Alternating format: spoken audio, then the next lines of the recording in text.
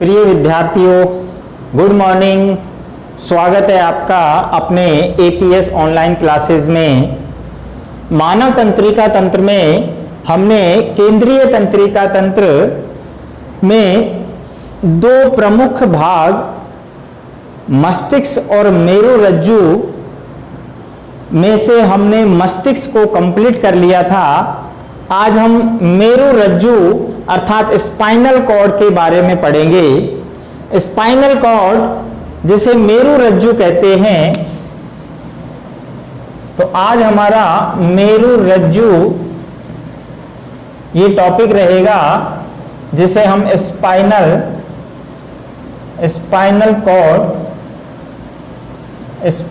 Cord कहते हैं। क्या होती है मेरुरज्जु, इसको समझने के लिए जैसे ही मस्तिष्क के पिछले भाग में हमने पढ़ा था, मस्तिष्क का जो पिछला भाग होता है जिसे मेडुला ऑब्लंगेटा कहते हैं, ये मस्तिष्क है और यहां से ये मेडुला ऑब्लंगेटा, ये मेडुला ऑब्लंगेटा का जो पिछला भाग होता है यही मेरुरज्जु कहलाता है, यही मेरुरज्जु कहलाता है। अर्थात यहां से ये इसके ऊपर अगर हम कपाल को मान लें, ये क्या है, ये कपाल है, स्कल, ये कपाल है, करोटी, और कपाल जहां पर खत्म होता है जिस छिद्र में, जिसे हम महारंध्र कहते हैं। क्या कहते हैं? महारंध्र, फोरामेन मैग्नम। ये जो महारंध्र है यहां से निकलने के बाद ये क्या था? Medulla oblongata. मेडुला ऑब्लंगेटा महारंध्र अर्थात जो स्कल का जो छिद्र होता है जहां से मस्तिष्क बाहर निकलता है, वो पीछे एक लंबी पूंछ के समान संरचना में बदल जाता है। मेडुला ऑब्लंगेटा एक पूंछ के समान संरचना में बदल जाता है जिसे मेरुरज्जु या स्पाइनल कॉर्ड कहते हैं। और ये जो मेरुरज्जु है, ये अगर हम बात करें तो ग्रीवा कशेरुकाएं जो जिसे हम कंकाल तंत्र के अंदर पढ़ेंगे, ग्रीवा कशेरुकाएं अर्थात सर्वाइकल वर्टिब्रे, तो ग्रीवा फर्स्ट यानी C1 से लेकर और जो लंबर कशेरुकाएं होती हैं L1 यहां तक फैली रहती है और इसकी लंबाई मानव में लगभग 45 सेंटीमीटर होती है। कितनी होती है? 45 सेंटीमीटर। और यहां से आगे ये एक तंतु के समान संरचना में बदल जाती है जिसे हम फिल्म टर्मिनल कहते हैं। और ये जो अंतिम भाग है फूला हुआ, यहां से आप देख रहे हैं तंत्रिकाएं इस प्रकार दोनों तरफ निकली रहती हैं, इस प्रकार, जिन्हें मेरु तंत्रिकाएं कहते हैं। क्या कहते हैं? मेरु तंत्रिकाएं। तो यहां जो बात जो समझने की है कि हमने ये डायग्राम किस लिए बनाया है, ये आपको समझाने के लिए बताया है कि मेरुरज्जु आखिर होती क्या है। मेरुरज्जु क्या है? हमने अभी तक जो है केंद्रीय तंत्रिका तंत्र में बताया कि दो भाग होते हैं, एक मस्तिष्क होता है और एक होता है मेरुरज्जु। जो केंद्रीय तंत्रिका तंत्र अर्थात हमारे शरीर का सेंट्रल नर्वस सिस्टम होता है, ये हमारे शरीर के अनुलंब अक्ष को बना रहा है। तो ये आप देख रहे हैं कि ये जो अनुलंब अक्ष है उस पर जो तंत्रिका तंत्र है वो सेंट्रल नर्वस सिस्टम है। तो उसमें केंद्रीय तंत्रिका तंत्र का पहला भाग मस्तिष्क हम पढ़ चुके हैं। अब जो हम बात करेंगे तो वो करेंगे मेरुरज्जु की, जो कि आगे चलकर इसी का भाग है। जो फोरामेन मैग्नम अर्थात कपाल का जो छिद्र होता है, हमारी खोपड़ी का जो नीचे यहाँ छिद्र होता है, उस छिद्र से जब ये मेडुला ऑब्लंगेटा बाहर निकलता है, बेलनाकार होता है मेडुला ऑब्लंगेटा पीछे वाला भाग मस्तिष्क का, ये जब बाहर निकलता है इस छिद्र से, तभी इसको हम क्या कहते हैं? मेरु रज्जु, दैट इज स्पाइनल कॉर्ड। अब ये स्पाइनल कॉर्ड आप देख रहे हैं पीछे तक जाती है, और ये जो पीछे तक जाती है तो यहाँ इसको ये घोड़े की पूंछ के समान नजर आती है, तो इसको नाम दिया है कॉर्डा एक्विना। क्या नाम दिया? Chorda Aquinas. और यहाँ पर दोनों तरफ ये मेरु तंत्रिकाएं होती हैं जिन्हें हम आगे पढ़ेंगे, स्पाइनल नर्व्स। और ये पीछे आप देखेंगे लास्ट में यहाँ पर ये एक तंतु के समान संरचना बना लेती है जिसे हम अंत्यसूत्र या फिल्म टर्मिनल कहते हैं।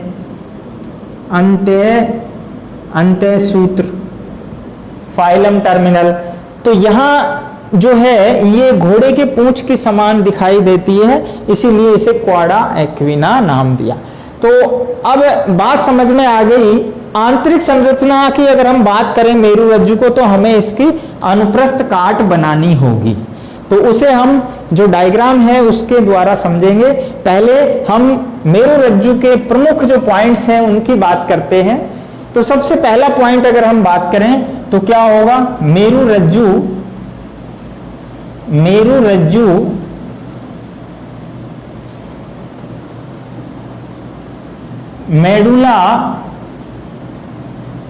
मेडुला ऑब्लंगेटा, मेरु रज्जु मेडुला ऑब्लंगेटा का पश्च भाग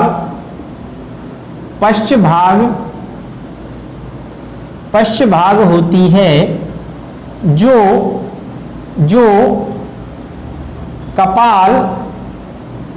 कपाल के महारंध्र से निकलकर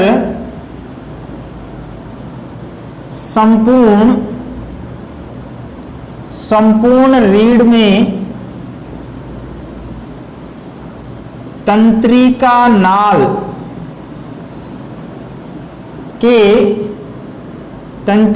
नाल के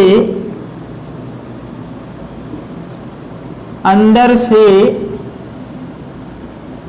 गुजरती है। तो क्या कह रहे हैं? मेरु रज्जु क्या है भाई? स्पाइनल कॉर्ड क्या है? स्पाइनल कॉर्ड जो है वो मेडुला ऑब्लंगेटा का पश्च भाग ही होता है। हमने मेडुला ऑब्लंगेटा में आपको बताया था कि मेडुला ऑब्लंगेटा पीछे की ओर सतत रूप से मेरु रज्जु में परिवर्तित हो जाता है, अर्थात ये कोई अलग से भाग नहीं है, ये मस्तिष्क का वो भाग है जो कपाल के, ध्यान रखना कपाल किसे कह रहे हैं आपको पता है? करोटी, जो ये मोटा आवरण होता है स्कल, जिसे हम कंकाल तंत्र में पढ़ेंगे, ठीक है। और इसके बाहर की तरफ भी आपको पता है कशेरुकाएं होती हैं। क्या होती हैं? कशेरुकाएं होती हैं। तो यहाँ ये जैसे हमने कहा C1, तो ये ग्रीवा 1 हो गया, ये C2 हो जाएगा। समझ में आ रही है? तो यहाँ हम बात कर रहे हैं कि कपाल के महारंध्र से निकलकर संपूर्ण रीढ़, पूरी जो रीढ़ है, ठीक है, रीढ़ में तंत्रिकी नाल किसे कह रहे हैं? इसमें जो नाल होती है, जो हमारे कशेरुकाएं होती हैं, वर्टिब्रे होते हैं, उनमें अंदर जो यहाँ पर केविटी बनी होती है, उस केविटी को हम बोलते हैं तंत्रिका नाल, और उसमें से ये निकलकर जाती है। जिस प्रकार मस्तिष्क के चारों ओर कपाल होता है, ठीक उसी प्रकार मेरु रज्जु के चारों ओर क्या होती है? रीढ़ होती है। तो उसकी तंत्रिकी नाल के अंदर से ये गुजरती है। नेक्स्ट पॉइंट की बात करें तो यह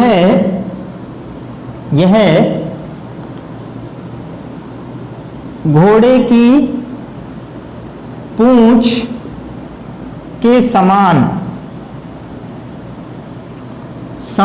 होती है,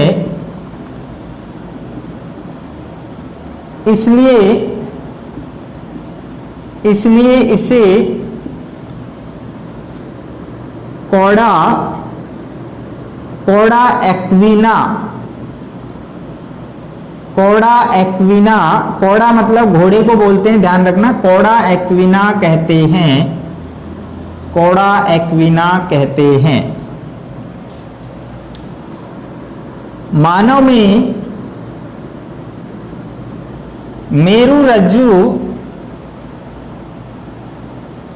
रज्जु की लंबाई लगभग कितनी होती है? 45 सेंटीमीटर।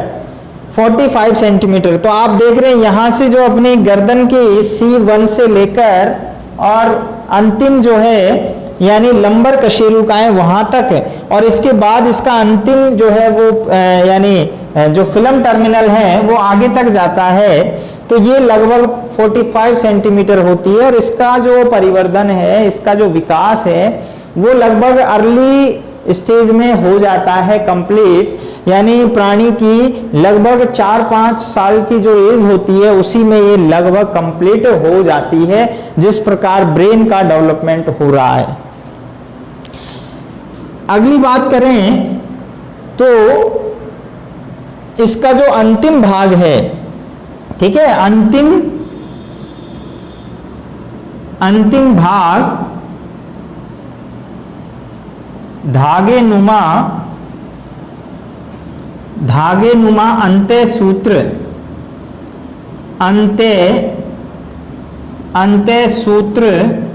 इसको हम कहते हैं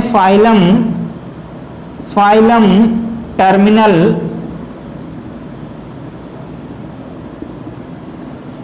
अंतिम भाग धागे नुमा होता है जिसे हम अंत्य सूत्र या फाइलम टर्मिनल या फिल्म टर्मिनल भी कहते हैं। ये जो आपको बताया ये फिल्म टर्मिनल या फाइलम टर्मिनल कहलाता है। और सबसे जो खास बात है वो ध्यान रखने की है, मेरू रज्जु में भी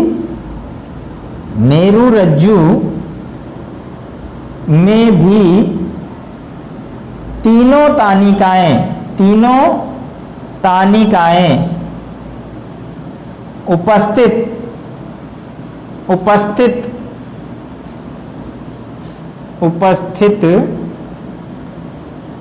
होती हैं। लेकिन सबसे इंपॉर्टेंट बात बताने जा रहा हूं, मेरू रज्जु में मस्तिष्क के समान तीनों तानिकाएं होती हैं, अर्थात जैसे हमने मस्तिष्क के ऊपर 3 तानिकाएं अर्थात मस्तिष्क आवरण जिन्हें मेनिंजेन कह रहे थे 3 पाए जाते थे। सबसे ऊपर वाली थी दृढ़ तानिका, उसके नीचे थी जाल तानिका, सबसे नीचे थी मृदु तानिका। ड्यूरामेटर, एरेक्नॉइड और पायामेटर, राइट। आपको बताया था DAP, याद रखने का तरीका बताया था। तो यहां भी मेरू रज्जु में भी ध्यान रखना, इस मेरू रज्जु के ऊपर भी तीनों तानिकाएं होती हैं। लेकिन जो अंतिम भाग है इसका यानी फिल्म टर्मिनल जो है, लेकिन फाइनल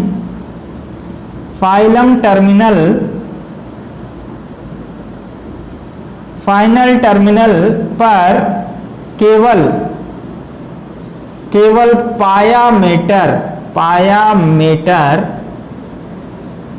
पायामेटर उपस्थित होती है।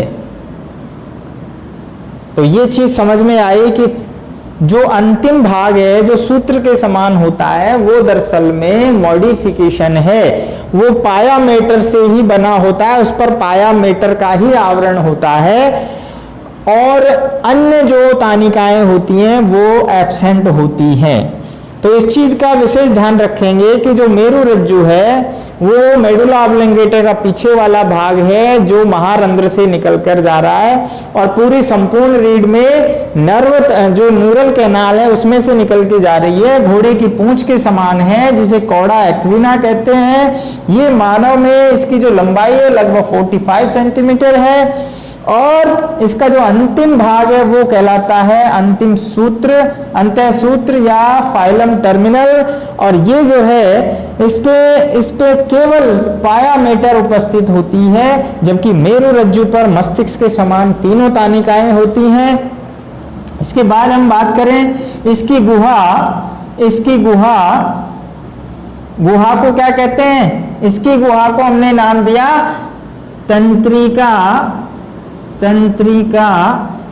नाल, जिसे न्यूरन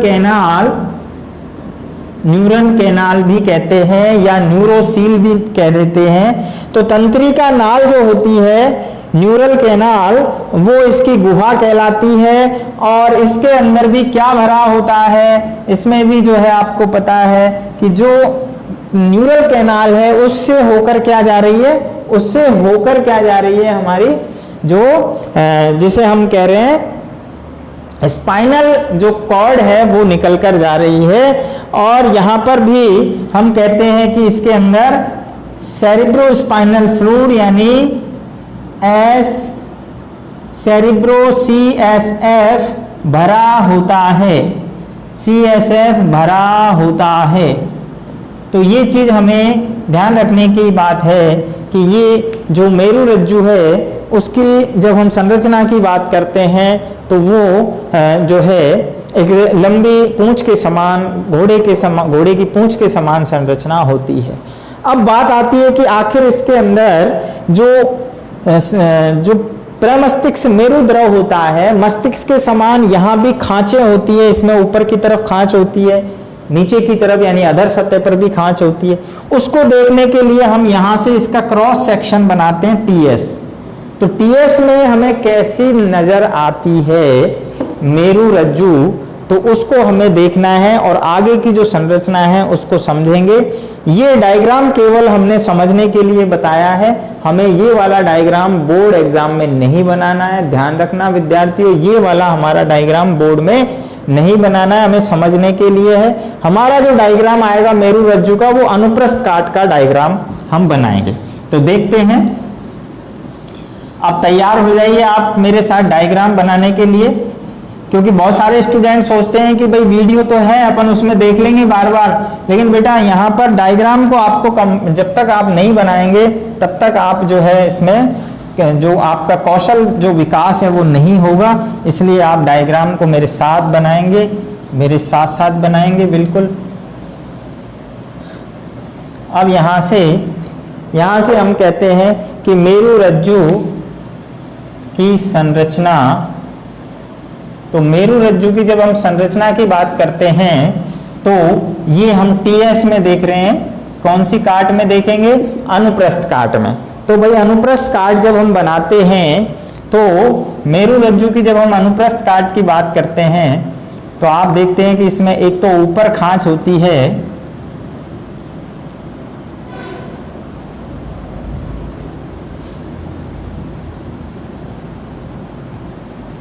नीचे की तरफ खांच होती है,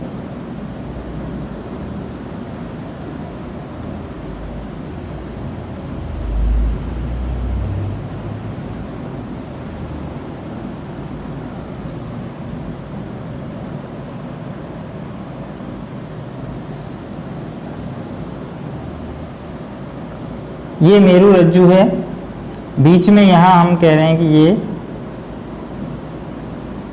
मेरुरज्जु की जो गुहा है, न्यूरोसील, यहाँ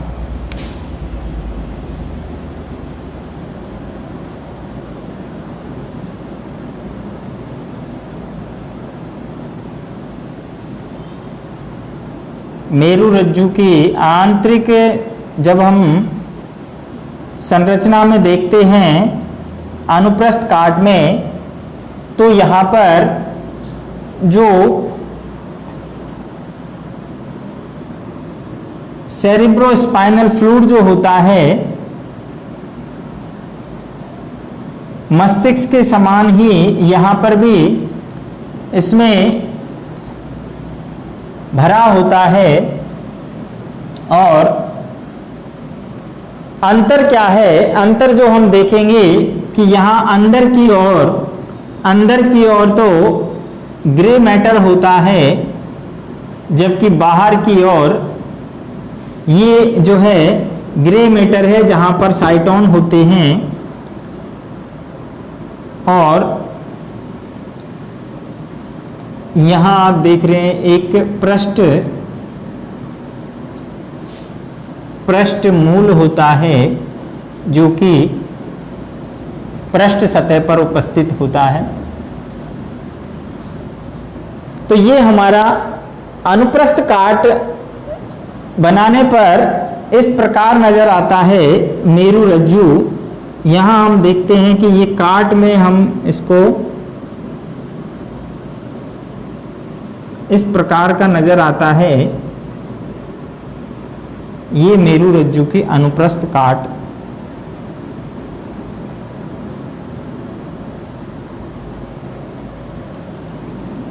यहां पर इस प्रकार से ये खांचे होती हैं।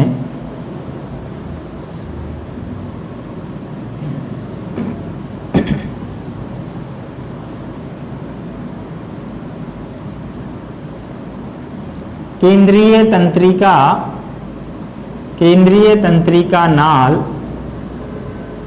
यहां हम देखते हैं ये पृष्ठ खांच या इसको विदर भी कह सकते हैं। ये अधर खांच है, अधर खांच।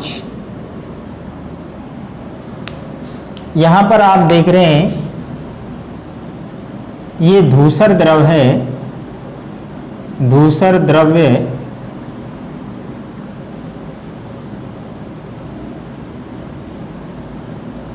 पृष्ठ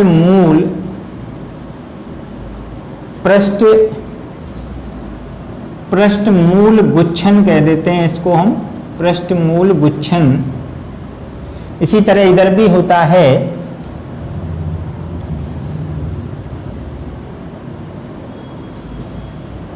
पृष्ठ श्रृंग, जबकि नीचे वाले जो हैं ये अधर श्रृंग कहलाते हैं। ये पृष्ठ श्रृंग हैं, जबकि नीचे वाले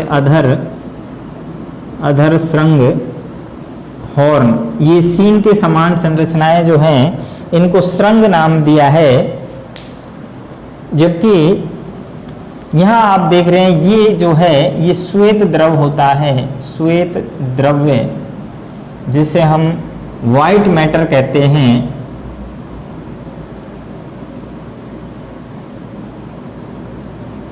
जबकि ये ग्रे मैटर होता है।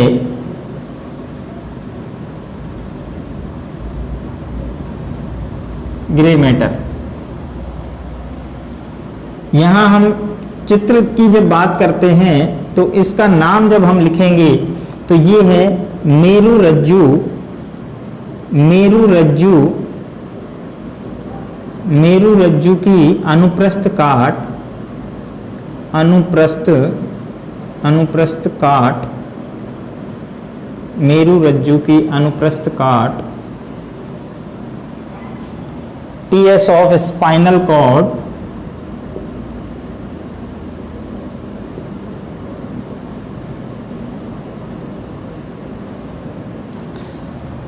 अब यहां पर समझते हैं। तो प्यारे विद्यार्थियों, हमने बात की कि जो मेरु रज्जु है उसकी जब हम अनुप्रस्थ काट देखते हैं तो क्वेश्चन जब आता है मेरु रज्जु की अनुप्रस्थ काट की संरचना बनाइए, तो हमें ये वाला चित्र बनाकर इसके बारे में समझाना है। तो मेरु रज्जु की अनुप्रस्थ काट में हम देखते हैं कि ये जो है इसमें मस्तिष्क के समान पृष्ठ सतह पर, ये क्या है, इसकी पृष्ठ सतह है, ठीक है, ये पृष्ठ सतह हो गई, पृष्ठ सतह। और ये कौन सी है, अधर सतह, अधर सतह। तो पृष्ठ सतह पर भी खांच होती है जिसे पृष्ठ खांच कहते हैं, जबकि अधर सतह पर भी खांच होती है उसे हम अधर खांच कहते हैं। पृष्ठ व अधर सतह पर क्रमशः पृष्ठ व अधर खांच उपस्थित। दूसरे पॉइंट की जब हम बात करें तो यहां पर देखिए जो पृष्ठ खांच है वो कम होती है, जबकि अधर खांच गहरी होती है। तो इस चीज को अपन वैसे ही ध्यान रखेंगे। यहां मैं इसको लिख नहीं रहा हूं, आप इतना समझिए कि जो पृष्ठ खांच होती है उसकी तुलना में अधर खांच ज्यादा गहरी होती है। भाई ये हमारी मेरु रज्जु है, राइट, ये मेरु रज्जु है। तो आप ये समझिए कि यहाँ पर यहाँ एक खांच ये है पृष्ठ सतह पर, ठीक है, ये पृष्ठ सतह पर। अब ये अनुप्रस्थ काट ये है, तो ऊपर की तरफ यहाँ पृष्ठ खांच है और इसी प्रकार नीचे की तरफ यहाँ अधर खांच है। तो अधर खांच जो है वो ज्यादा गहरी है, पृष्ठ खांच कम गहरी है। तो मैं समझता हूं कि ये चीज समझ में आ गई होगी। इसके बाद आगे चलते हैं। ये देखिए मेरु रज्जु में भी मस्तिष्क के समान ही धूसर द्रव और श्वेत द्रव भरे होते हैं। धूसर द्रव और श्वेत द्रव, ग्रे मैटर और व्हाइट मैटर। अब बात ये आती है मस्तिष्क में, हमने बात की मस्तिष्क की गुहाओं में बाहर की तरफ हमने देखा कौन सा जो है द्रव था, वहां धूसर द्रव था, जबकि यहाँ अंदर की ओर धूसर द्रव है और बाहर की ओर क्या है, श्वेत द्रव। तो ये पॉइंट होगा हमारा मस्तिष्क से विपरीत, मस्तिष्क के विपरीत यहां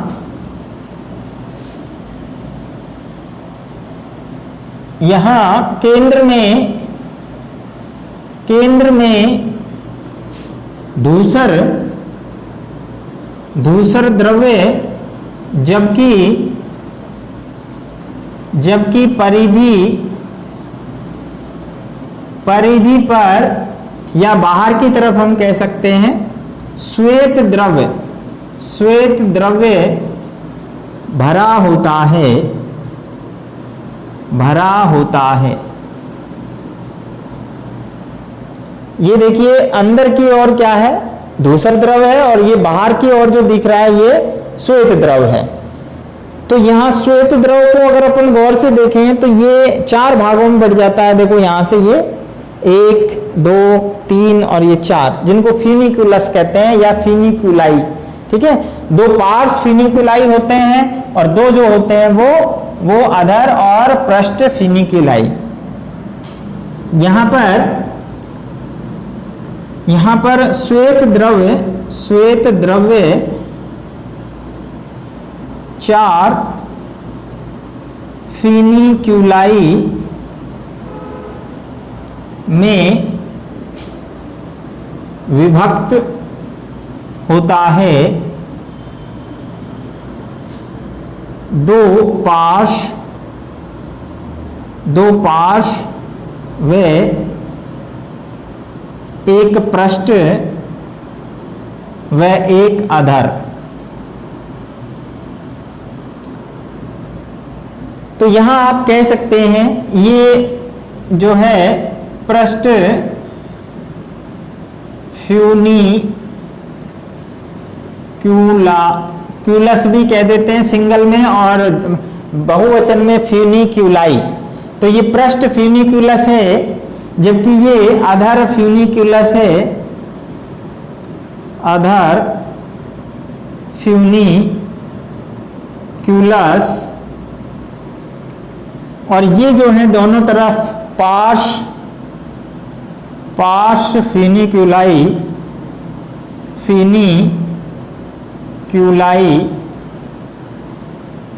पार्श्व फिनिक्यूलाई कहलाते हैं। तो यहाँ ये श्वेत द्रव बटा हुआ है, आपको नजर आ रहा है। जब हम धूसर द्रव की बात करें, धूसर द्रव्य, ये सबसे इंपॉर्टेंट चीज है, ध्यान रखना। धूसर द्रव जो है, ये देखिए धूसर द्रव है, तो ये आप एच आकृति का भी कह सकते हैं। एच आकृति का आपको दिख रहा है, या तितली आकार। धूसर द्रव एच आकार या तितली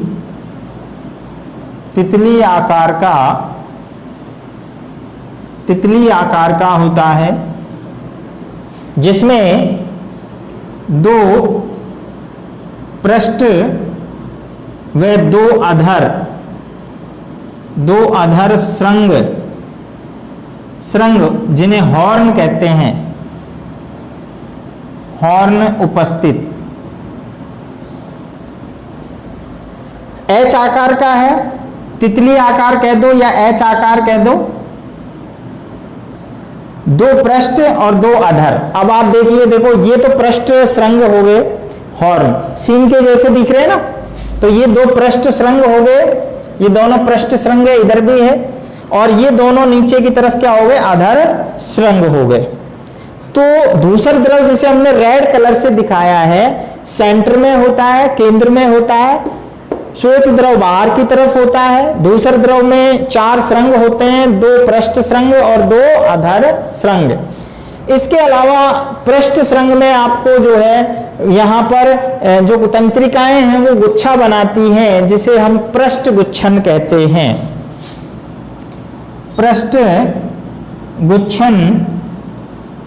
गुच्छन उपस्थित।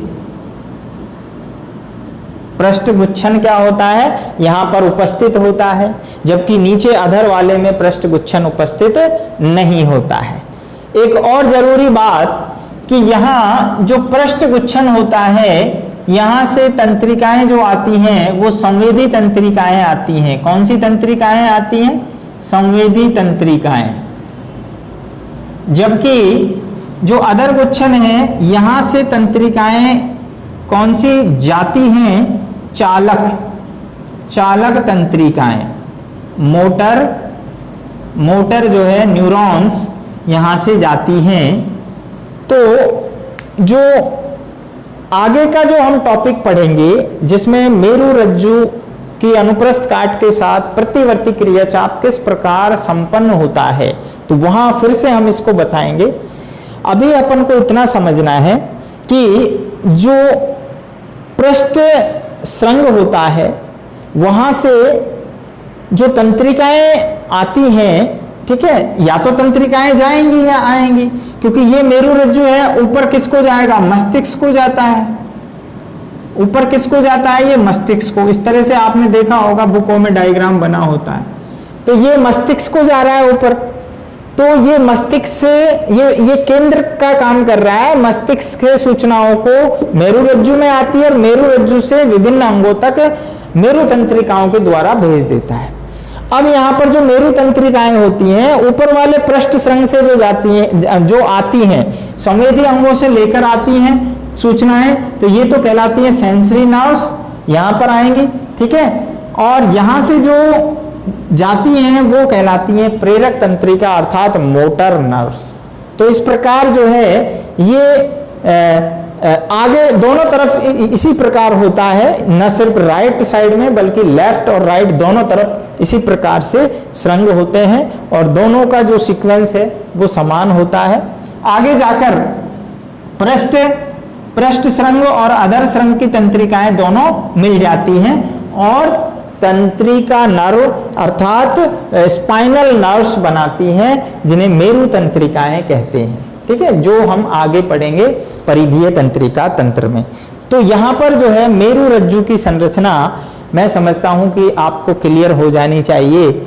आप इस डायग्राम के माध्यम से ही सारा जो है इसका डिस्क्रिप्शन करेंगे। एक बार फिर से बता देता हूँ कि मेरु रज्जु की जो अनुप्रस्थ काट है उसमें हमें जो है मस्तिष्क के समान धूसर द्रव और श्वेत द्रव भरे होते हैं, लेकिन ध्यान रखना है धूसर द्रव अंदर होता है और श्वेत द्रव बाहर होता है, जबकि मस्तिष्क में धूसर द्रव बाहर होता है और श्वेत द्रव अंदर होता है, ठीक है। धूसर द्रव ग्रे रंग का होता है। तो ग्रे रंग में आपको पता है क्यों होता है, क्योंकि यहाँ पर साइटोन होते हैं, कोशिका तंत्रिका कोशिका के साइटोन उपस्थित होते हैं। तो ये ऊपर की तरफ यहाँ पर तितली आकार का नजर आ रहा है ग्रे मैटर जो है धूसर द्रव। दो ऊपर की तरफ श्रृंग हॉर्न है, सींग लाइक स्ट्रक्चर होते हैं, और दो नीचे की तरफ होते हैं जिन्हें अधर श्रृंग कहते हैं। पृष्ठ श्रृंग में ऊपर गुच्छन होता है, पृष्ठ गुच्छन, जबकि नीचे अधर में नहीं होता है।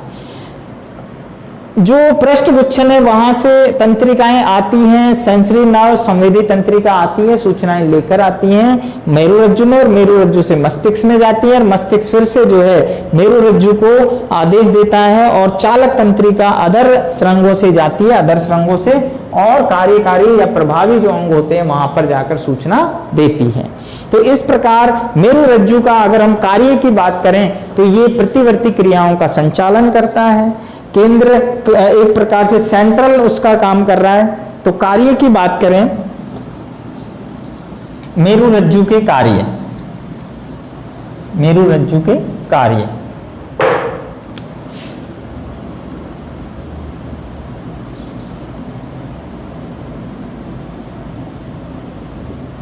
तो सबसे पहला कार्य जो है मेरुरज्जु का वो क्या है, वो है प्रतिवर्ती